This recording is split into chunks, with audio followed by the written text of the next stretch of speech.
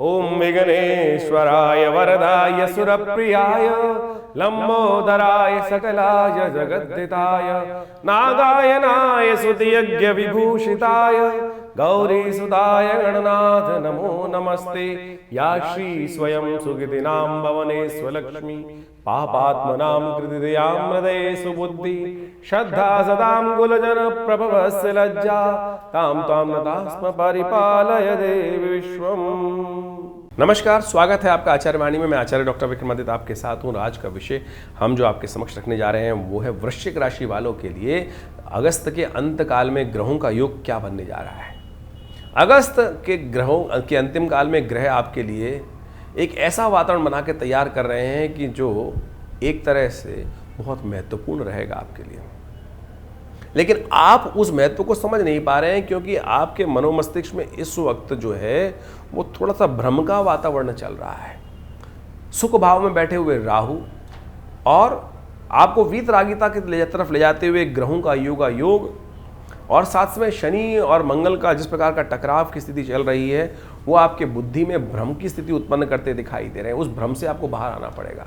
इस वक्त आप सिद्धांतिक तौर पर इस वक्त योग और वियोग के चक्कर में फंसे हुए हैं। लोक और परलोक के चक्कर में आपका विचार आपको सही डिसीजन की तरफ नहीं दे रहा कि ये न्याय है या अन्याय है। कुछ भी न्याय अन्याय के चक्कर में, सत्य असत्य के चक्कर में फंसना नहीं आवश्यकता। देश काल परिस्थिति के अनुसार स्थिति को समझते हुए कार्य करने का हमें प्रयास करना चाहिए। इस वक्त ऐसा नहीं होता कि हमेशा आपका मन ऐसे चल रहा होता है। जब ग्रहों का खेल है, इस वक्त ग्रह दिखा रहे हैं क्या स्थिति आपके मनोमस्तिष्क में हो रही है। देखिए, राहु के समक्ष सूर्य बैठे हुए हैं, केतु के साथ विराजमान है और ये कहीं ना कहीं भ्रम, आपकी कीर्ति को कहीं ना कहीं भ्रमित करने का प्रयास करें, सफलता को कहीं ना कहीं भ्रमित। आपको लग रहा है हमने काम कर लिया लेकिन हुआ नहीं है, कहीं ना कहीं वो कलंक स्थिति स्थापित करने के योग बना रहा है। तो ये दिन खास तौर पर अगस्त के अंतिम समय में ऐसे बन रहे हैं कि एक छोटी सी गलती कलंक लगवा सकती है और एक छोटा सा सही मार्ग उस कलंक से बचाने का रास्ता आपको रक्षा कवच देने का योग बना सकता है। एक छोटा सा उपाय महालक्ष्मी की कृपा प्राप्त करने का योग बना सकता है इस वक्त ऐसे, क्योंकि महालक्ष्मी के व्रत आरंभ हुआ चाहते हैं।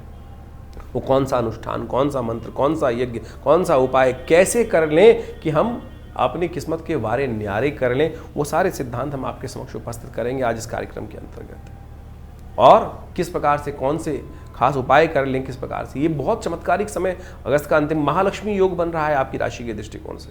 शुक्र और बुध एक साथ विराजमान होकर आपकी राशि में भाग्य में जाकर आपके वारे न्यारे करने के लिए सुंदर योग बनाते दिखाई दे रहे हैं। जिसने समझ लिया, जिसने कर लिया, उनके समस्त प्रकार के सुख के योग भाग्य से बनते, खासतौर पर बनने के योग बन सकते हैं।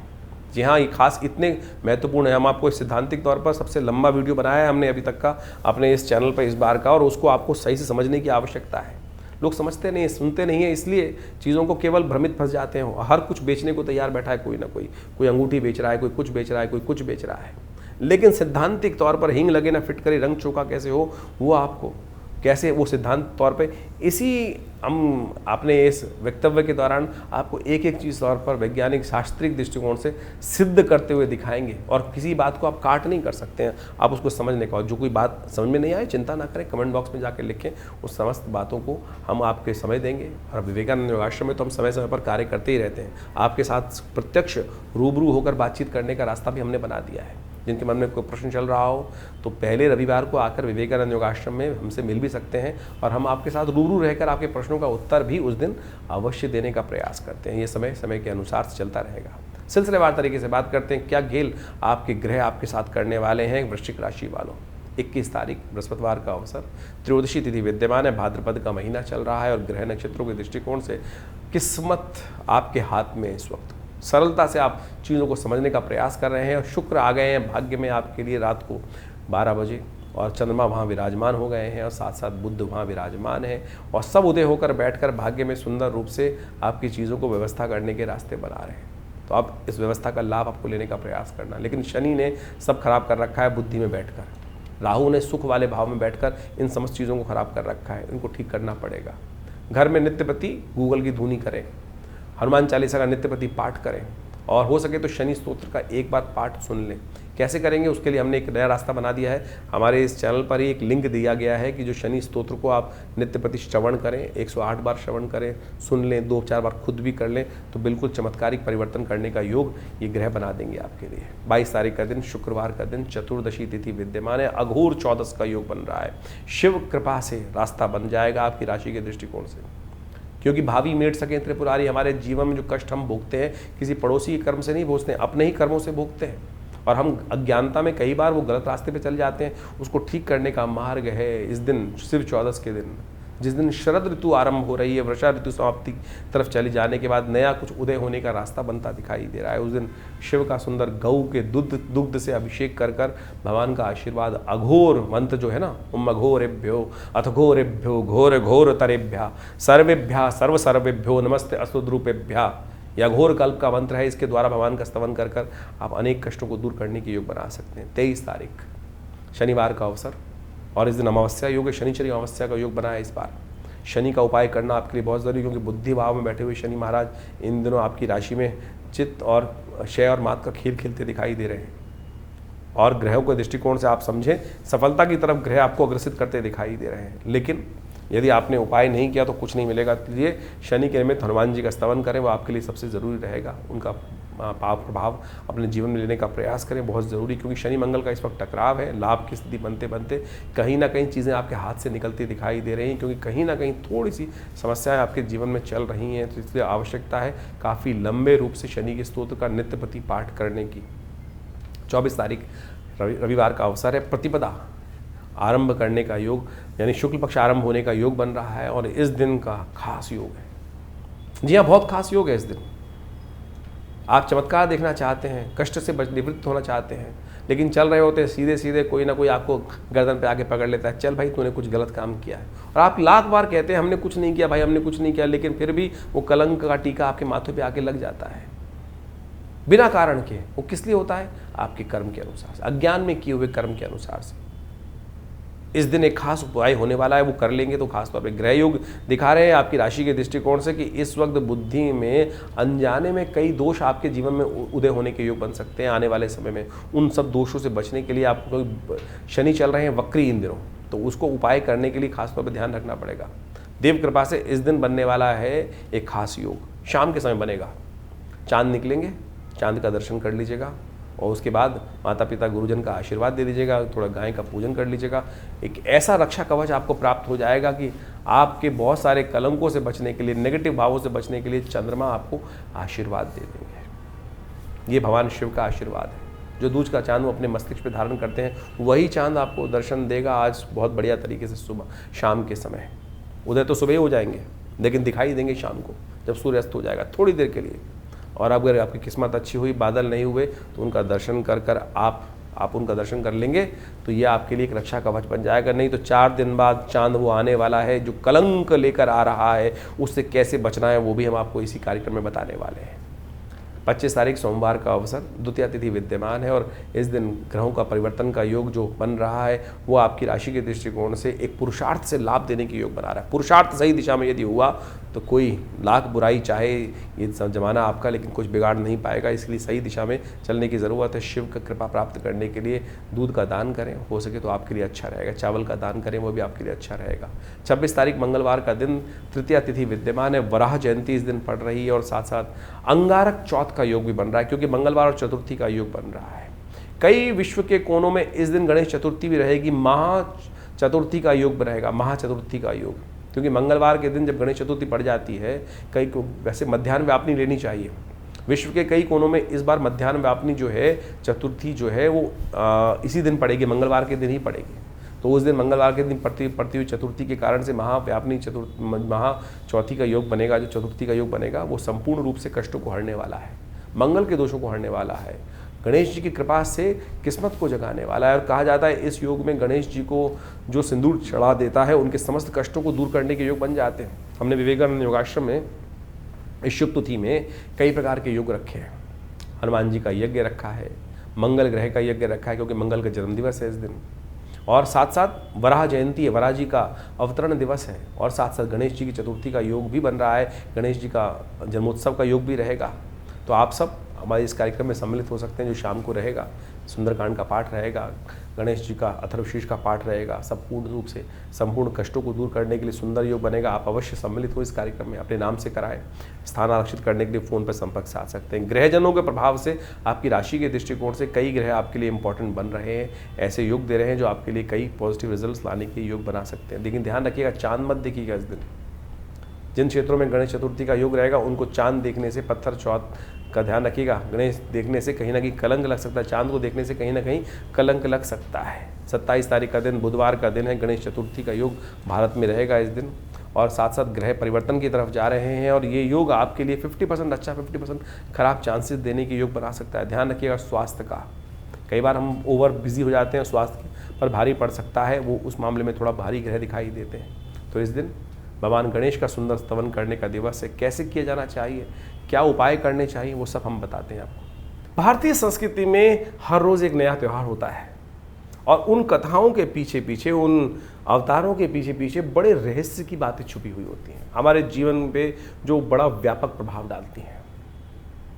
गणेश चतुर्थी के दिन भगवान गणेश का प्रादुर्भाव हुआ और भगवान गणेश के प्रादुर्भाव के साथ साथ समस्त संसार में उनको आशीर्वाद मिला कि जीवन के विघ्नों को दूर करने के लिए, रिद्धि सिद्धि प्राप्त करने के लिए गणेश जी सबसे पहले प्रथम पूज्य माने गए। और प्रथम पूज्य के साथ साथ उनकी जो ख्याति थी पूरे संसार में फैली। और कहा जाता है कि गणेश जी की जो आकृति थी जिस प्रकार की, उसको देखकर चंद्रमा एक बार उनका उपहास करने के लिए उद्धृत हुए। चंद्रमा उनके स्वरूप को देखकर जब हंसे तो कहा जाता है चंद्रमा को कलंक लगा। श्री गणेश के श्राप का उनको भागी बनना पड़ा और गणेश जी के श्राप से कहा गया कि चंद्रमा अपने सौंदर्य पर जो लेकर जो इतराते हैं, उनका जो भी दर्शन करेगा उन पर कलंक लगना भी आवश्यक हो गया। उस दिन से कहा जाता है कि चंद्रमा को ऐसा श्राप लगा कि बिल्कुल आज के बाद जो तुम्हारा दर्शन करेगा, तुमको अपने स्वरूप के ऊपर इतना अभिमान है कि जिसके कारण से तुम बड़े सुंदर लगते हो कि तुम्हारे में कलंक रहेगा, जो भी तुम्हारा दर्शन करेगा उस पर भी कलंक लगने के योग बनेंगे। तब कहा जाता है चंद्रमा बड़े शोक भाव से भगवान के समक्ष उपस्थित हुए, बड़ी क्षमा मांगी। तब जाकर श्री गणेश ने उस पूरे जीवन पर्यंत के कलंक को, श्राप को केवल एक दिन पर बांध दिया। तो भाद्रपद मास की शुक्ल पक्ष की गणेश चतुर्थी जिस दिन होती है, गणेश जी का जन्मोत्सव जिस दिन होता है, जिस दिन ये घटना घटी थी उसी दिन तक के लिए कुछ देर के लिए चंद्रमा बाहर निकलते हैं शाम के समय पर, थोड़ी देर के लिए। और वो बड़े सुंदर चंद्रमा होते हैं उस दिन जब निकलते हैं। उनकी आभा बड़ी दिव्य होती है, लेकिन वो आभा ऐसी होती है कि उस दिन जिसकी नज़र चंद्रमा पर पड़ गई, उनके जीवन में वो कलंक लगना निश्चय हो जाता है कि वो कलंक लगेगा ही लगेगा। और जो उनका दर्शन कर लेता है तो उस दिन भगवान कृष्ण तक ने एक बार उस चंद्र के दर्शन कर लिए थे। चौथ के चांद का दर्शन कहा जाता है कि बिल्कुल नहीं करना चाहिए। रामायण के अंदर भी इस भाव को रखा गया है कि बुद्धिमान व्यक्ति जो होते हैं इस बात को मानते हैं कि चौथ के चांद को नहीं दर्शन करते हैं, चौथ के चांद को दर्शन कर लेने से कलंक लग जाता है। तो इसलिए बुद्धिमान व्यक्तियों को इस बात का ध्यान रखना चाहिए। लेकिन गलती से मत्थे लग गया चंद्रमा। हम घर से बाहर निकलते हैं, कई बार सामने देखते हैं चंद्रमा निकले हुए हैं, बड़े सुंदर लग रहे हैं और ध्यान रहा नहीं, चतुर्थी है तो जिस दिन, और निश्चित मान लीजिए कलंक लगना निश्चित हो गया। भगवान कृष्ण ने भी गलती से चंद्रमा के उस दिन दर्शन एक बार कर लिए। कहा जाता है कि उनके ऊपर भी कलंक लगा सम्यंतक मणि चुराने का। कहा जाता है कथा के दृष्टिकोण से द्वारकापुरी में सत्राजीत नाम का एक उनका भाई था और वो साधना करता था, नित्यपति भगवान सूर्य की उपासना करता था। भगवान सूर्य की उपासना कर कर भगवान सूर्य को प्रसन्न किया और वो सम्यंतक मणि भगवान से प्राप्त करी। और कहा जाता है उस मणि का इतना प्रादुर्भाव था, इतना चमत्कार था कि वो नित्यपति स्वर्ण को देती थी और उस स्वर्ण को जिस प्रकार से प्राप्त होता था, जिसके पास भी वो मणि रहेगी वो स्वर्ण ही स्वर्ण में खेलता था। तो वो नित्यपति इस भाव को रखता था। लोगों ने कहा सत्राजीत को कि ये मणि तेरे लायक नहीं है, तुमको भगवान कृष्ण को दे देनी चाहिए, जिससे समाज के सुंदर कार्य हो सके, समाज में सुंदर लोगों की सहायता हो सके। लेकिन सत्राजीत अभिमान ग्रसित था। तो सत्राजीत ने उस जब सम्यंतक मणि को भगवान सूर्य से प्राप्त कर लिया तो कहा जाता है कि वो 8 पैर सोने को का निर्माण करती थी। लोगों ने कहा भगवान कृष्ण को ये मणि दे देनी चाहिए, तेरे लायक नहीं है। लेकिन वो अभिमान ग्रसित था, साधना से प्राप्त करी हुई उस निधि को कैसे किसी और को दे दें। उसने वो मणि जो थी अपने भाई प्रसेन एक दिन वो मणि पहनकर जंगल में चला गया, और जब वो प्रसेन जंगल में चला गया तो कहा जाता है कि वहाँ उसका युद्ध जामवंत से हुआ। जामवंत से युद्ध होने के बाद प्रसेन को जामवंत ने मार दिया, और जामवंत ने जब प्रसेन को मार दिया तो सत्राजित वहाँ पहले से ही इस बात से भाव था उसको कि भगवान कृष्ण इस मणि को प्राप्त करना चाहते हैं, जबकि भगवान की कोई इच्छा नहीं थी। वो समाज की बात कर रहे थे, समाज में बहुत सारे लोगों ने इस बात को रखा था कि सत्राजित ये मणि तेरे स्वरूप के अनुसार से नहीं है, इसको भगवान कृष्ण के पास ही होनी चाहिए। इस भाव को मन में रखकर, क्योंकि वो देव योग से घटना घट चुकी थी कि भगवान हमने चंद्र का दर्शन कर लिया था, कलंक उन पर लगना था, और वो कलंक लग गया सब पूरे राज्य के अंदर। इस बात को सत्राजित ने आक्षेप किया भगवान, क्योंकि भगवान ने चुरा ली मेरी मणि। तो कहा जाता है कि भगवान इस आरोप से मुक्त होने के लिए जिस प्रकार से उनके चरणों को देखते हुए, प्रसेन के चरणों को देखते हुए जंगल में गए। जंगल में जाके देखा कि वो चरण जो है एक गुफा की तरफ जा रहे हैं, और उस गुफा से एक प्रकाश सा बाहर निकल रहा है। भगवान ने जाके देखा कि उस प्रकाश के मणि से भालू के रीछ के कुछ बच्चे खेल रहे हैं, और जब रीछ के बच्चे खेल रहे हैं तो भगवान ने उसको प्राप्त की। तो वहाँ जामवंत पीछे आए, और जामवंत जब आए तो भगवान के साथ उनका युद्ध हुआ। इससे पहले पूर्व में कथा आती है शास्त्र के दृष्टिकोण से। जामवंत कौन है? जो भगवान राम के समय थे। भगवान राम जब इस धरा से गए तो अपने साथ जितने भी अनुयायी थे, जितने भी उनके भक्त थे, सबको ले गए। जामवंत भी उनके एक भक्त थे, लेकिन वो भगवान के साथ नहीं गए। कहा जाता है इस संसार में कोई भी एक मनुष्य जब तक मन में रहे तब तक इसे निवृत्ति मोक्ष नहीं हो सकता। भगवान के साथ जाने का मतलब मोक्ष को प्राप्त करना था। जामवंत के मन में इच्छा थी कि कहीं ना कहीं भगवान के समक्ष रखी थी कि भगवान के साथ वो अपने शौर्य को प्रदर्शन करने के लिए युद्ध करना चाहते थे। तो भगवान ने कहा, एक तो जामवंत जी आप बहुत बूढ़े हैं, फिर आपने हमारी सहायता करी है, तो हम आपके साथ तो इस जन्म में तो युद्ध कर नहीं सकते।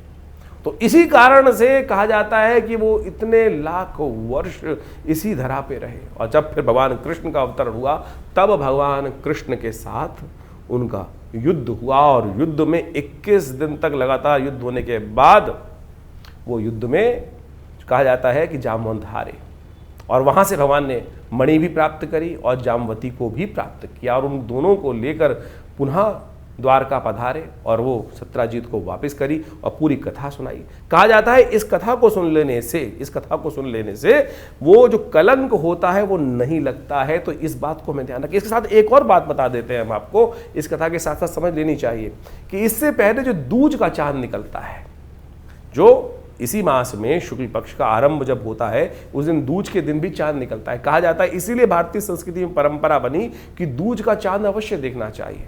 जो दूज का चांद को देखकर माता पिता गुरुजन का आशीर्वाद लेता है, गौ पूजन करता है, उसके जीवन में कभी कोई कलंक नहीं लगता। तो इससे पहले भाद्रपद मास में जो चांद दूज को दिखाई देगा, यदि उसका भी दर्शन शाम के समय कर लेंगे तो फिर गलती से यदि चंद्रमा चौथ का चांद आपके माथे लग भी गया तब भी उसका कलंक आपके मनोमस्तिष्क को परेशान नहीं करेगा। आपकी कीर्ति पर कलंकित नहीं करने का आरोप, जो कलंक करने का आरोप लगता है वो नहीं लगेगा। ये शास्त्र में अद्भुत चीज़ है। ये नहीं कि एक चीज़ का रास्ता नहीं है। तो आप समझे, इन वर्ण कथाओं के माध्यम से हमारे जीवन में जो घटनाएं घटती हैं उनको भी। अब इस बात को एक और समझें, ज्योतिष के दृष्टिकोण से कहाँ महत्वपूर्ण बात आती है कि ज्योतिष के दृष्टिकोण से अब ये तो कर्म के अनुसार से भाग्य बन गया ना। आपकी जन्मपत्री में तो कहीं नहीं लिखा था कि आप इस प्रकार का दर्शन कर लोगे फिर आपका कलंक लग जाएगा जीवन में। ये तो आपके जीवन में कर्म के द्वारा किया गया प्रभाव आपके जीवन में उपस्थित होता है। यानी आपकी जन्मपत्री के अलावा जन्मपत्री जो बनी वो तो आपके पूर्व अर्जित कर्मा के अनुसार से आपके जन्म के समय का एक चार्ट बनकर आया, लेकिन उसके बाद जितना आप आगे चलते जाएंगे तो आपके जीवन के घटनाक्रम जिस प्रकार से चल रहे हैं, जैसा आप कर्म कर रहे हैं उसके अनुसार से आपके भाग्य बन रहे हैं। बहुत सारे लोग इस बारे में एक प्रश्न भी कर लेते हैं कई बार। ये समझने की आवश्यकता है कि क्या हम पूर्व अर्जित कर्मों के अनुसार से ही जीवन को आगे व्यतीत करते हैं? नहीं भाई, आप उसके साथ साथ अपने प्रत्यक्ष कर्म के द्वारा भी अपने पूर्व अर्जित कर्मों को बढ़ा सकते हैं, घटा सकते हैं। दुष्कर्मों को घटा सकते हैं पुण्यों के द्वारा। जो आप यज्ञ इत्यादि, दान इत्यादि, पुण्य इत्यादि, उपाय इत्यादि विभिन्न प्रकार से करते हैं वो यही तो है। इसी के द्वारा तो पूर्व जन्म में, पूर्व समय में किए गए दुष्कर्मों का प्रायश्चित कर उसका घटन किया जाता है, उसको हटाया जाता है। तो यानी जो कर्म प्रधान विश्व रच राखा, ये भाव जो रखा गया है, यानी अब जो कर्म हो गया, मनसा वाचा कर्म, 3 प्रकार के कर्म शास्त्र में वर्णित है, उनको हो जाने से जीवन में जो प्रभाव उसका उत्पन्न होता है उसको घटाया बढ़ाया जा सकता है। जी हाँ, इस घटना के माध्यम से केवल घटना मत समझें, केवल एक कथा को ना समझें, इसका सारांश को समझने की आवश्यकता है कि क्या प्रभाव आपके जीवन में ग्रहों का पड़ रहा है। तो आप किसी भी प्रकार से यदि कोई गलती हो भी गई तो उसका प्रायश्चित करने के विभिन्न मार्ग शास्त्र में जगह जगह वर्णित किए गए हैं। तो इस कथा के माध्यम से हम समझें। तो इस दिन भगवान का स्तवन करें, श्री गणेश का स्तवन करें। अब जो कर्म हो गया, चंद्रमा के द्वारा भी तो गलत कर्म हुआ, वो चाहते तो नहीं थे, लेकिन क्या हुआ, सामने एक ऐसी स्थिति बनकर आ गई, भगवान शंकर के पुत्र के ऊपर हाथी का चिन्ह लग गया। तो कोई भी व्यक्ति जब कुछ ऐसी प्रकार से एक अजीब चीज़ देखता है तो उपहास उठाने का एक स्वाभाविक प्रयास करता है। वो उपहास का जो उपहास यानी हास मजाक करने का कितना दुष्प्रभाव हुआ कि चंद्रमा पर जीवन पर्यंत का कलंक लग गया। लेकिन फिर उन्होंने पश्चाताप किया, भगवान के समक्ष क्षमा मांगी, तो उस क्षमा मांग के 365 दिन पूरे जीवन का कलंक हटाकर केवल 2 आधे घंटे के लिए उस कलंक को बांध दिया गया। चल इतनी देर के लिए तेरे को प्रायश्चित इतनी देर तो करना ही पड़ेगा, इतना तूने जो किया। तो यानी जिस प्रकार के भी ये कर्म करते हैं, लेकिन सबसे पहले हम समझें कि हमारी गलत हुआ, उसको ठीक करने का मार्ग अवश्य बनाने का प्रयास करें। इन कथाओं के माध्यम से ज्योतिष के साथ हम कई बार एक कथा सुनाते हैं, तो इस बात को हमें समझना चाहिए कि इन सबका महत्व ज्योतिष के साथ है। ज्योतिष बिना पुराण के अनुसार से नहीं समझी जा सकती। ज्योतिष केवल ग्रहों का खेल नहीं है।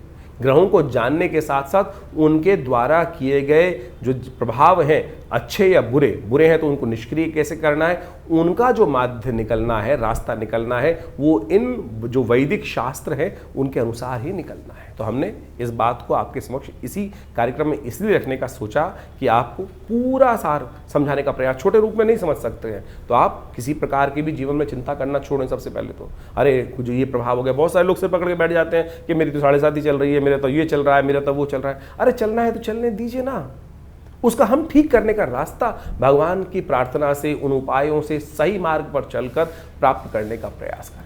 बहुत सारे लोग बड़े विचित्र होते हैं, लाखों रुपए खर्च करने को तैयार है कि मैं इसको कर देता हूँ, ऐसा कर देता हूँ, ये पंडित जी मेरे लिए ये जब कर देंगे, ऐसा कर देंगे, वो कर देंगे। क्या? अरे आपके स्वयं करने से होने वाला है। मैं ये पहन लेता हूँ, कोई अंगूठी पहन रहा है, कोई कुछ कर रहा है, कोई कुछ कर रहा है।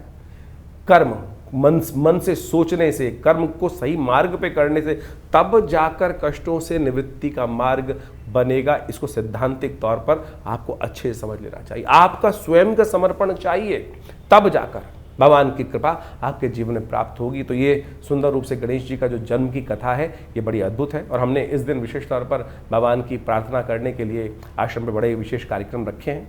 आप सब उसमें सम्मिलित हो सकते हैं भगवान की कृपा प्राप्त करने के लिए। इस बार पंचांग के दृष्टिकोण से बड़ा एक और योग बन रहा है कि जो गणेश चतुर्थी के दिन योग बन रहा है, कई क्षेत्रों के अनुसार क्षेत्रवाद रहेगा इसमें।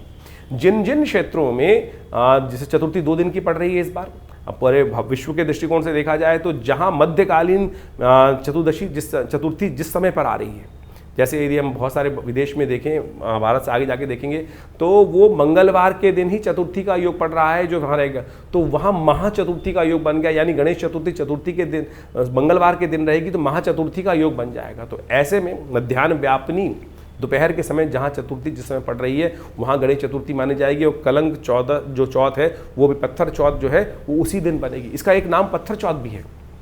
पत्थर चौथ का मतलब होता है, पुराने ज़माने की व्यवस्था बना दी गई थी कि भाई चांद को नहीं देखना है तो पत्थर बाजार में लोग घर से रखते बाहर मार देते थे कि भाई कोई निकलेगा ही नहीं बाहर किसी कारण से। वो कल्याण के लिए था।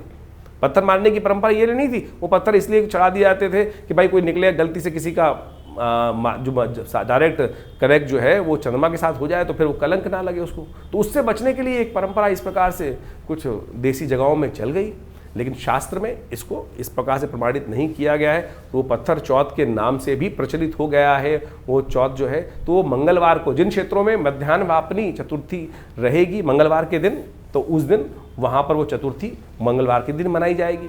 और जिन जिन क्षेत्रों में रहेगी तो मंगलवार के साथ साथ बुधवार के दिन है तो वो बुधवार के दिन चतुर्थी मना रहे हैं। और इस प्रकार से आप इस कथा का श्रेय महत्व समझते हुए अपने जीवन में शुभ लेने का प्रयास करें। तो वृश्चिक राशि वालों, आपने समझा गणेश चतुर्थी के दिन किस प्रकार से भगवान गणेश की आराधना की जानी चाहिए।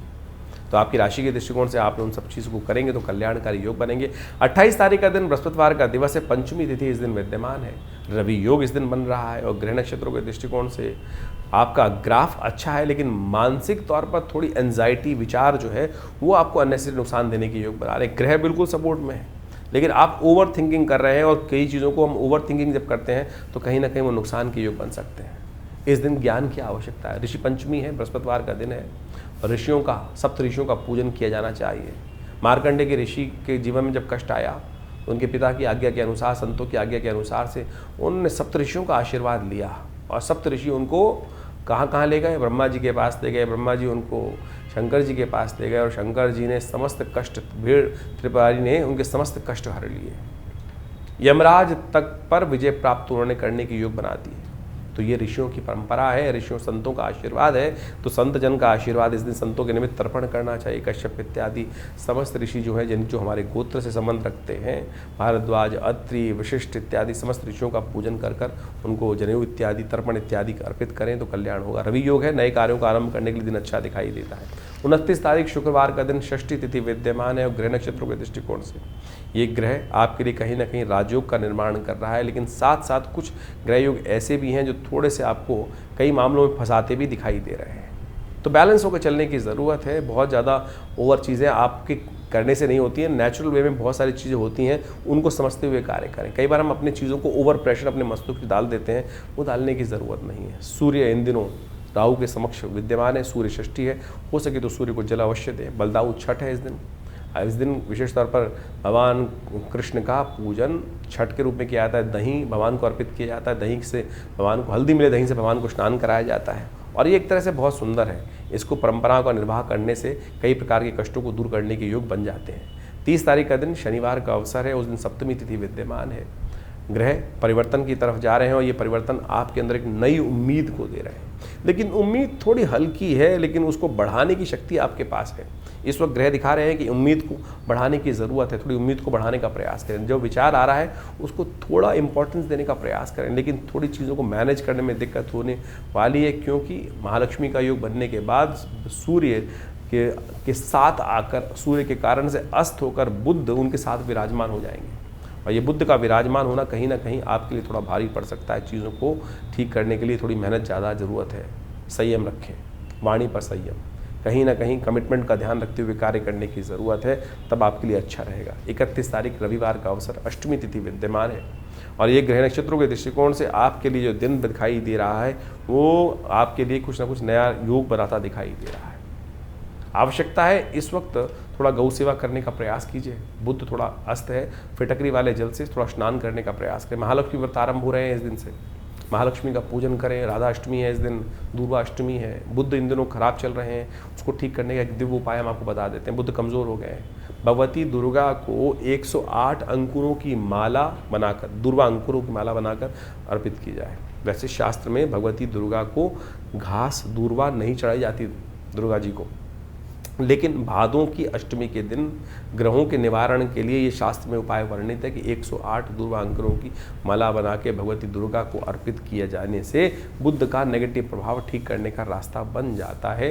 इसको बना सकते हैं। महालक्ष्मी को किस प्रकार प्रसन्न करना है वो बहुत विशेष उपाय है।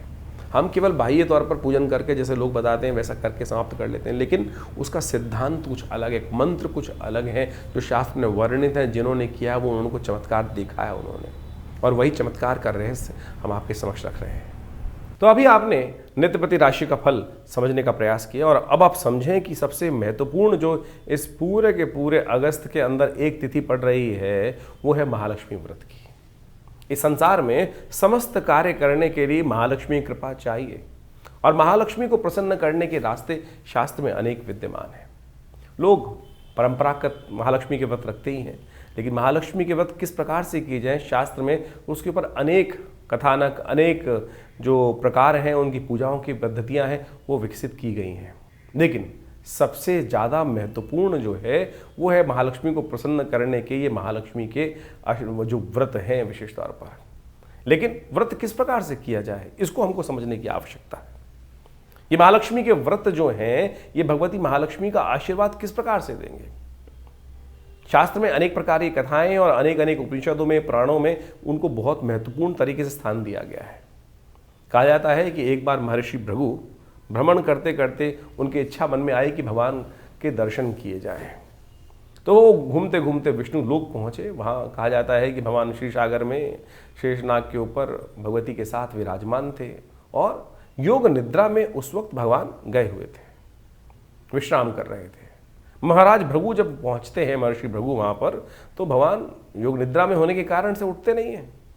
तो भृगु को बड़ा विचित्र लगता है, पता नहीं किस कारणवश उन्होंने अपना जो चरण था वो भगवान विष्णु की छाती पर रख दिया और कहा कि आपका भक्त यहाँ आया और आप प्रभु आप विश्राम में हैं। कहा जाता है कि भगवान तत्काल उठे और उन्होंने भृगु को प्रणाम किया और कहा कि महाराज आप आए और मैं विश्राम में रहा। लेकिन जिस प्रकार से उन्होंने चरण से भगवान विष्णु के वक्षस्थल पर आघात किया, कहा जाता है महालक्ष्मी वहीं बैठी हुई रुष्ट हुई थी। जो रुष्ट हुई तो उन्होंने महाराज भृगु को श्राप दिया कि आज के बाद हम किसी भी प्रकार से जो आप लोगों के पास नहीं आएंगे। भृगु महाराज ने भी बड़े उत्कृष्ट प्रकार के विद्वान ऋषि रहे और उन्होंने वर्णन, शास्त्र में वर्णन मिलता है कि उन्होंने भगवती के सामने अनुनय विनय के साथ एक प्रार्थना करी कि भगवती, ये मेरा भगवान का एक निजी संवाद था, भक्त हूँ और भक्त की विशेष तौर पर एक भगवान के साथ अपने दास की, अपने स्वामी के साथ एक बड़ी तारतम्यता होती है, एक घनिष्ठ प्रेमता होती है। और भगवान ने कुछ नहीं कहा, लेकिन आपने श्राप दिया, मैं उसको स्वीकार करता हूँ, लेकिन ऐसे मंत्र बनाता हूँ। महर्षि भृगु के द्वारा बनाए गए श्री विद्या के अंतर्गत आए श्री सूक्त का निर्माण उन्होंने उस कथानक के बाद किया और कहा कि जो मैं क्या, ऋषि क्या, कोई भी वर्ण का व्यक्ति संसार में इन मंत्रों को जप करेगा, उनके द्वारा यज्ञ करेगा, इस पद्धति के द्वारा कार्य करेगा, तो माँ भगवती आपको उस दास पर कृपा करनी ही पड़ेगी।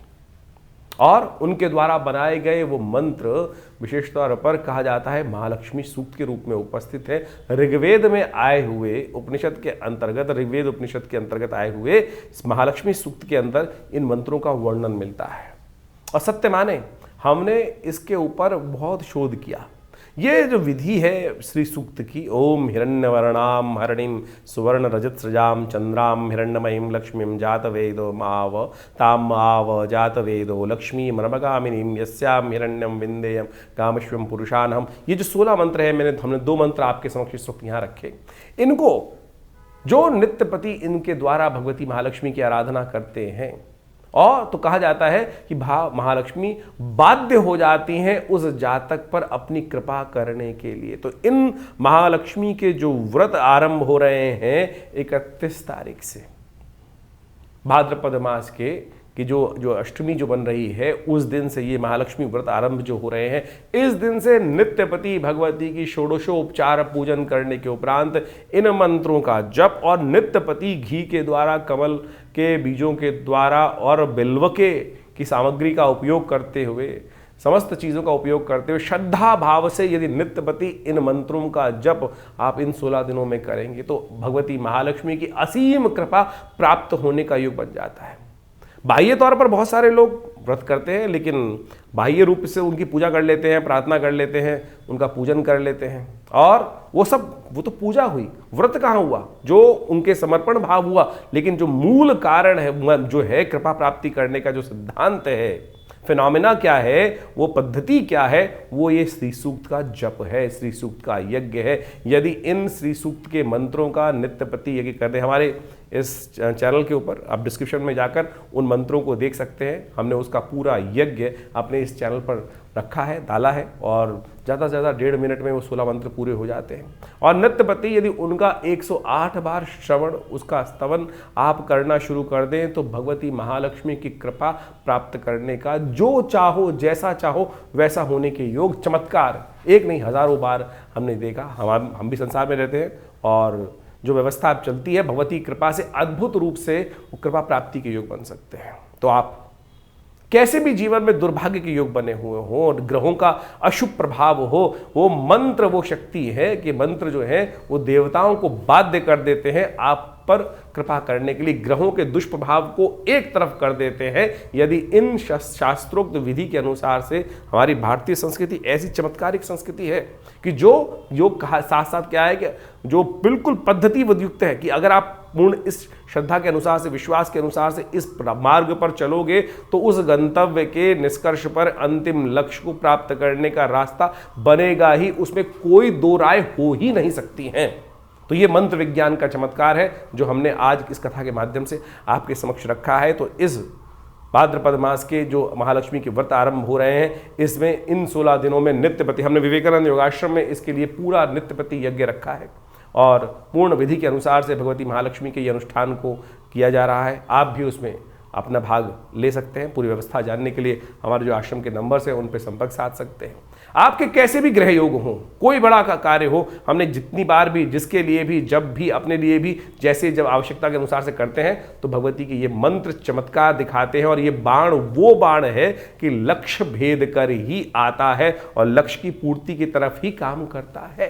तो बड़ी श्रद्धा के साथ आप इन महालक्ष्मी व्रतों को करें, श्रद्धा के साथ इन तरफ चलें। हमारा विश्वास है कि भगवती कृपा से आपके अद्भुत मनोकामना सिद्धि के योग अवश्य बनेंगे। तो इस कार्यक्रम में हमने आपके समक्ष समस्त राशि का प्रभाव उपस्थित किया, तो आप इस पर चलकर इन मंत्रों को जानकर, इस विधि को जानकर अपने जीवन में कल्याण का मार्ग प्रशस्त करें। धन्यवाद।